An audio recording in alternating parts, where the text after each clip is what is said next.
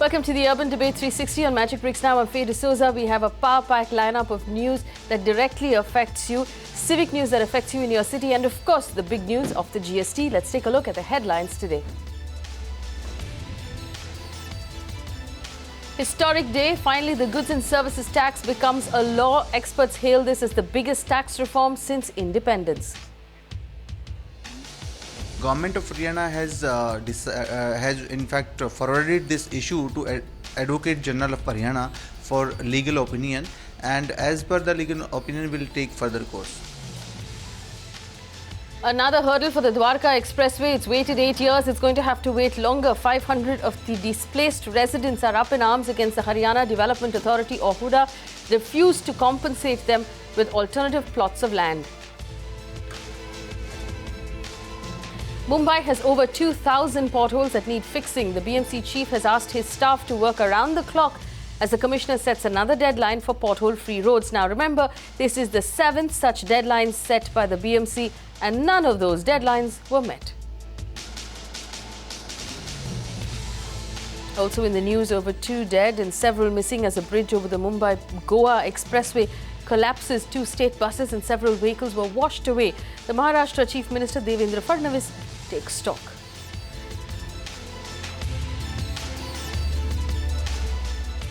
And starting with our big focus this evening, perhaps one of the biggest and the most crucial reforms and legislations being passed today, the Goods and Services Tax, or the GST bill, passed unanimously in the Rajya Sabha this evening. The GST aims to bring in a standard rate of about 18% and in turn replace all other taxes. Now, when you and I buy something, or we sort of avail of a service, we pay a lot of taxes. There's central excise duty, additional excise duty, service tax, custom duty, additional duty, VAT, sales tax, entertainment tax, entry tax, purchase tax, luxury tax, octroi. This all works into the price of every bar of soap, every restaurant bill that you pay. Every time you go to a salon and make use of a service, when you watch a movie, you're paying all of these taxes. All of those taxes are now being replaced by one GST. It will bring several of those services under and make them cheaper than what they are right now. There are some services and there are some goods that might become more expensive. Packaged goods, for example, like a biscuit, a packet of biscuits might become more expensive because currently the excise duty on it is very small. It will be replaced by an 18% GST. There are a lot of other things that will become a lot cheaper. So fundamentally, to explain this to you, there are 2 kinds of taxes you pay. There's direct tax, which is income tax that you pay on money that you earn. And there's indirect tax. The indirect tax are a list that I just called out, all of which will get replaced by GST. Now, this also applies onto our homes. It applies because you pay service tax on under construction homes. You pay service tax and VAT.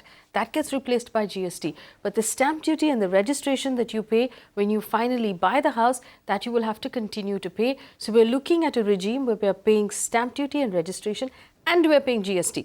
So we'll be watching very closely to see if the government announces a concessional rate of GST lower than the 18% that has now been announced. Now, in his speech in the Rajya Sabha, the Finance Minister Arun Jaitley clearly reaffirmed that the bill was very crucial to our economy. Listen in.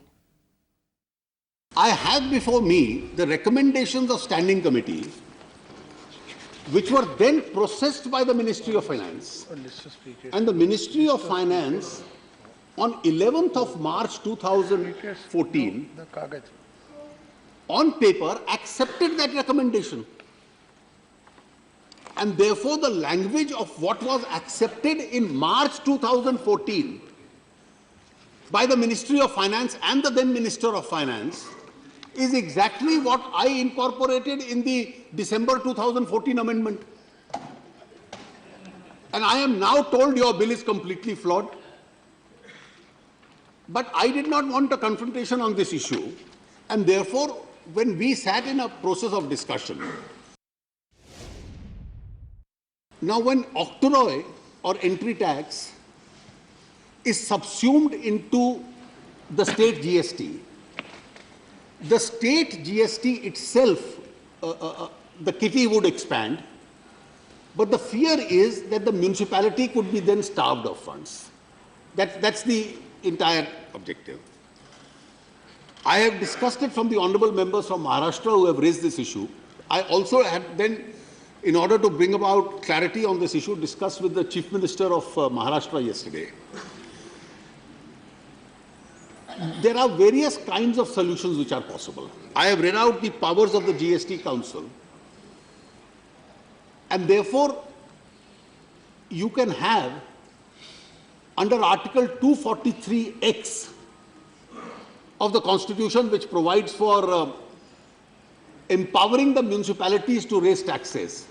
The state government is empowered to have a law which empowers the municipality for their own taxes itself. That is still open.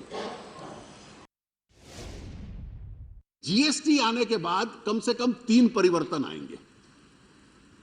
पहला परिवर्तन ये होगा, the system will be more efficient, it will be more compliant, there'll be avoidance is becoming more difficult because you'll be detected at some stage or the other. The second will be that there will be no cascading effect of tax on tax. तीसरा इसके साथ एक और तर्क है कि कई items ऐसे हैं जिसके ऊपर या लोअर रेट का टैक्स लगेगा या टैक्स नहीं लगेगा.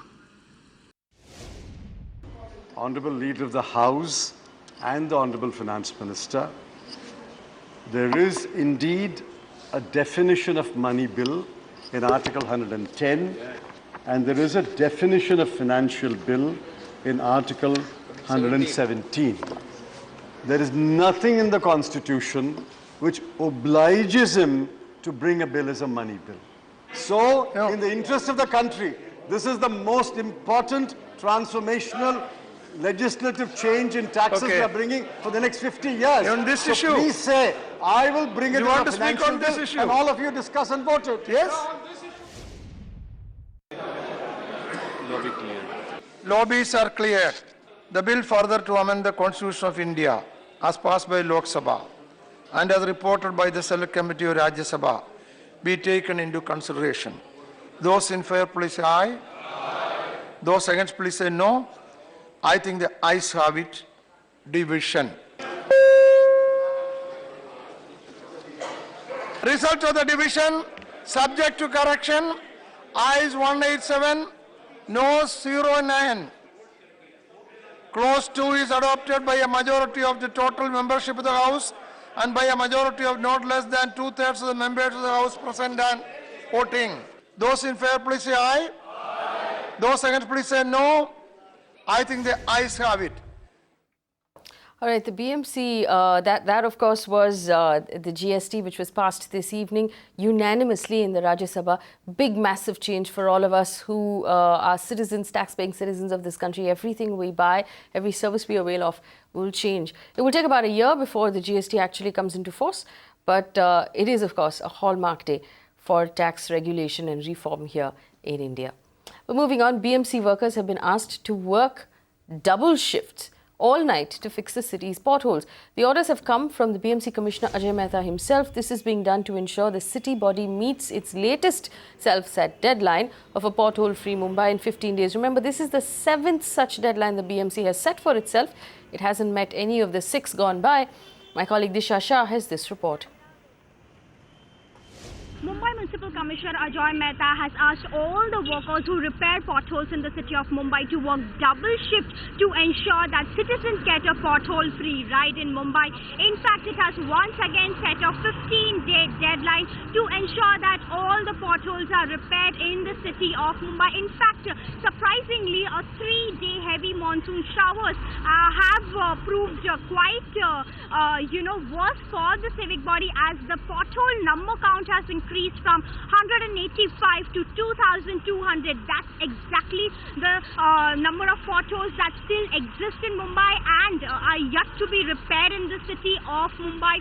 In fact, right now also you can see I'm standing here at the CST, very close to the Bombay High Court and very close also to the Bombay Municipal Corporation BMC's office as well. And in fact, right now also you can see, in fact, when I scan through the entire stretch of the road, I myself found close to 40 potholes. And in fact, right now also you can see that there is a slow movement of vehicles on this particular road because of potholes. And lastly, Ajay Mehta has also directed the road department that the civic body had hired 2 companies on a trial and test basis who can repair potholes. So Ajoy Mehta has asked one of the companies to be deployed on an immediate basis after 15 days to work for this monsoon and not for the next monsoon. Lastly, when I spoke to citizens, they are quite frustrated, and they told us that extending deadlines is not the solution, but they need a permanent solution to get rid of the pothole problem in Mumbai. This is Isha Shah reporting for Magic Bricks Now. With the Mumbai pothole man is speaking, we did a ground check on the pothole situation in our city. Our reporter Anandita Pagnis brought us this report. I am standing at Rafi Ahmed Kidwai Marg in Wadala. This is the same pothole against which I had registered a complaint with the BMC via the MCGM app on the 18th of July. Today is the 3rd of August and absolutely nothing has been done. Now we know that the BMC had given itself an extended deadline till the 31st of August to clear any open potholes within the city. 3 days post the deadline and 15 days post the registration of the complaint, there has been absolutely no difference. Now there were other 3 locations within the city that we had registered a complaint at, them being Chembur, Sion and Lower Parel. Sion, the potholes have been filled but a shoddy job has been done. Chembur and Lower Parel, there has been no difference. It is the same situation at both spots. We will keep reporting this story at Magic Bricks Now until these potholes are filled. This is Anandita Pagnis for Magic Bricks Now. Well, staying with roads and pothole nightmares in Delhi, the Congress party mounts pressure on the Aam Aadmi Party government on the state of the roads, which can be called an innovative mode to protest. They have actually placed fake sharks and crocodiles inside potholes to symbolize danger on Delhi's roads.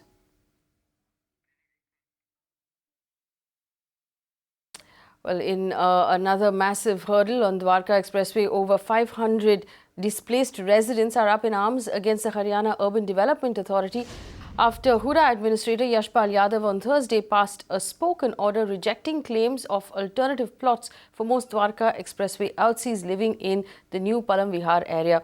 Residents now allege that the Haryana government has cheated them. We caught up with Haryana Authority, Hooda Authority Yashpal Yadav, and he says he's done no wrong.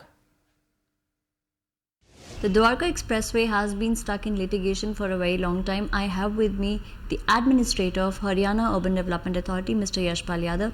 So the Dwarka Expressway has been stuck for a very long time. Very recently, Hooda has done a draw of over 109 flats, 109 allotments to various oustees, but there are people of Khidki Dhaula as well as New Palam Vihar who are now protesting against an out-of-court settlement which was promised to them last year. How would you want to say that? Yes, we got an agreement between 2 parties and we honor that, in fact. But there is an issue of GPA, SPA agreement to sell and will, which is legally not admissible. In fact, Honorable High Court, while deciding this final terms of agreement, specifically ordered that the matters shall be decided on merit and then in the light of a case decided by Honorable Supreme Court, that is Suraj Lamp Industries. So as per the order of Honorable High Court and Supreme Court, the GPA, SPA and other documents, they cannot be accepted and ownership cannot be granted on the basis of the same. So the government of Haryana has in fact forwarded this issue to Advocate General of Haryana for legal opinion, and as per the legal opinion will take further course. When will Haryana Urban Development Authority hand over the Dwarka Expressway project officially to the NHAI? The process is on. It's a long process. In fact, now NHAI is taking it as a project which they want to go for another extended lanes. They want it more than 10 lanes. Presently it is only 6 lanes highway. So they need more ROW. We have only 75 meters. They are demanding 90 meters. So once this issue is settled, we will hand it over to NHAI, and I'm very sure that within this month this issue can be settled. Also, there's a metro project which has come up, which has been planned on the Dwarka-Gurgaon way, on the Dwarka Expressway line only. Yes, it is expected that the median of this road shall be used for the metro, and we are planning accordingly.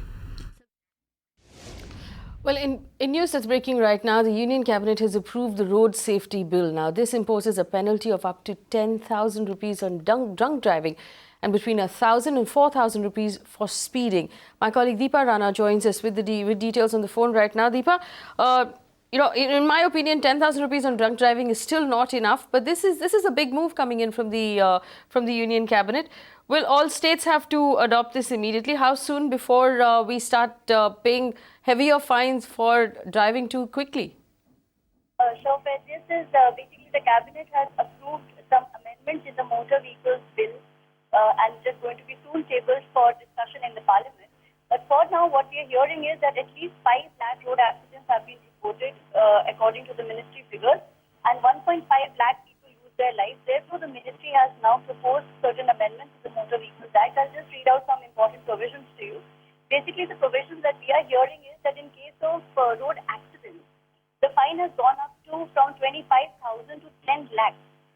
And fines have been increased on every road violation. For example, as simple as travel without ticket in public transport, the fine was earlier 200 rupees. Now it has gone down to 500 rupees. Then drunken driving, yes, you're correct, it has gone down to from 2,000 to 10,000. Speeding or racing has gone down fines from 500 to 5,000. Also, not wearing helmets. The fine earlier was 100 rupees. Now it has gone down to 1,000, and disqualification of 3 months for license. The offences power of officers to impound documents is also there now, which was not earlier there. And the government has also included 28 new provisions. This is what we are hearing till now. We are getting more reports on this, and we'll be shortly updating you. All right, Deepa, many thanks for bringing us that story. Of course, the fact that the Cabinet has approved the Road Safety Bill. Now, this means that all citizens driving will have to face heavier fines. Deepa telling us a fine of 10,000 rupees in the very least for drunk driving, between 1,000 and 4,000 rupees over speeding. Now, these increased fines don't seem unwarranted. The idea is to make our roads as safe as possible. So, and this will be applicable across the country. We'll bring you more on that as that bill moves closer towards fulfillment in Parliament. But in the meantime, Maharashtra is looking at a bill to levy a road safety cess that was tabled in the Assembly today. The government has proposed to levy an additional tax of up to 10% of a current tax on new vehicles. This will be used to fund the government's road safety initiatives. Ruchi Deshpande joins us with details. Ruchi, what are these initiatives that the government is going to use the money for? The initiatives that the Maharashtra government and the Maharashtra Transport Ministry is essentially looking at is to increase the road safety for the citizens. So they told us that they would use this to install CCTV cameras at major signals to improve the already defunct signals, and most importantly, they will use this to train drivers of public transport, which is basically public transport buses. So this was presented by the Maharashtra Transport Minister today in the Maharashtra Legislative Assembly, and like you mentioned before, they will impose. This will basically be 10% of a current tax that is already imposed on new vehicles. So, well, if you are a consumer, this is bad news for you, because this will significantly increase your car costs, but for a good reason, that is road safety. Well, note that this has been presented in the Maharashtra Legislative Assembly right now, and after this, it will be tabled in the Maharashtra Council. After which, it will go to the governor, and then it will become an ordinance. So, if implemented, we are definitely looking at some time before this actually becomes a reality. All right, Ruchi, many thanks for joining us on the show with those details. The change in rules, Maharashtra looking at a road safety cess, and of course the Cabinet approving the road safety bill. Well, moving on, a probe for a major land scam is underway. CIDCO, the town planning authority of Navi Mumbai, has filed FIRs against 5 developers for using forged documents to obtain building permits. Now, these developers have allegedly begun construction in Navi Mumbai's Airoli and Koparkaraine districts using these forged documents. The Chief Minister Devendra Fadnavis has taken account of this illegal construction and ordered a probe. Ruchi Deshpande has details. In a major case of forgery of agreements, CIDCO, which is one of the civic bodies of Navi Mumbai, has gone ahead and registered 5 FIRs against 5 developers in 2 nodes of Navi Mumbai, Kopar Khairane and Airoli. The reason, these developers went ahead and forged the tripartite agreement that happens between CIDCO, the developer, and the consumer, and got a commencement certificate from the Navi Mumbai Municipal Corporations for going ahead and building their projects. How did CIDCO find out about this? Well, CIDCO was on one of their unauthorized construction drives. When they found out the project that you can see behind me, they went ahead and cross-checked this with Navi Mumbai Municipal Corporation, who indeed confirmed that the agreements were forged by these developers. So CIDCO has gone ahead, registered a FIR against 5 of them, and managed to partially demolish one of the developers under construction building, as you can see behind me right now, which is in Airoli. Rest of the 4 developers have tenants staying in their projects, so CIDCO will take some time to reach a decision on them whether an eviction order is to be given or the like. Why is this significant? Well, this issue was raised in the Maharashtra Monsoon Assembly, where Chief Minister Devendra Fadnavis clearly pointed out that these constructions were illegal and that CIDCO and Navi Mumbai Police or CBD Belapur Police, where this inquiry is ongoing, were within their rights to fully take this investigation going forward. Moving on, a massive tragedy on the Mumbai-Goa highway. 2 Mumbai-bound buses were washed away in the river Savarthi when the bridge collapsed, and on that highway, the SP of Raigad has reconfirmed 2 deaths. A massive rescue and search operation is underway. The Chief Minister has been taking stock of the situation. Our reporter gets us an on-ground report. Well, this is the old bridge which collapsed yesterday close to around 2 to 2:30 a.m. Behind me is the exact spot where you can look as to when the bridge collapsed last night, taking away along with it those 2 buses by the state-run transport corporation. But at the same time, what we are given to understand is that private vehicles also that were plying on this very bridge have also drowned. This is the mighty Savarthi River. You can look at the strong currents, and what is hampering the current operations is that the muddy water as well as the strong currents of the very river. Also, at the same time, you have the rains which are playing spoil sport, as well as the local public which has been growing here. The numbers of them who have been growing, it has been a matter of concern to the local police, which has now been asked to try and clear them away. At the same time, remember, a massive relief or rescue operation is currently underway. You can see a 4-member NDRF team that has been pressed into service, as well as a team of 35 rafters that have also been asked, along with a set of private divers, to try and get a sense of the debris, as well. At this point in time, what we are given to understand is that 2 bodies have been recovered. But at the same time, the sense and idea of the rescue team is to try and get certain sightings of the debris. Remember, not just 2 buses, but you also have private vehicles at the same time. The Coast Guard also has been pressed into operation, and a helicopter, meanwhile, at the same time is trying to get a sense and idea of the sightings of the debris so that the rescue operations can be conducted very smoothly. Well, to bring you news from each of your cities, Bangalore can expect faster travel and free Wi-Fi on its metro, but Punekars have to deal with congested roads and bad traffic. Sea-Link connecting Bandra to Versova instead. Scrapping the coastal road project, the MSRDC has invited requests for qualification of the 10-kilometer Bandra-Versova Sea-Link, which will close on the 15th of September. Now, the Bandra-Versova Sea-Link will be built nearly 1,200 meters inside the sea, and the project is pegged at 5,000 crore rupee. Punekars, however, have no such luck.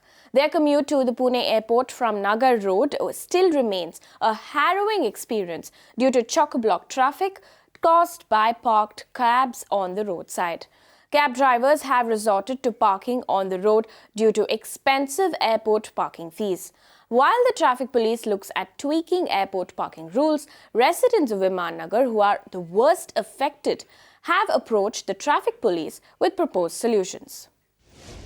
All right, that brings us to the end of this edition of the Urban Debate 360. Thank you so much for watching. Stay with Magic Bricks now.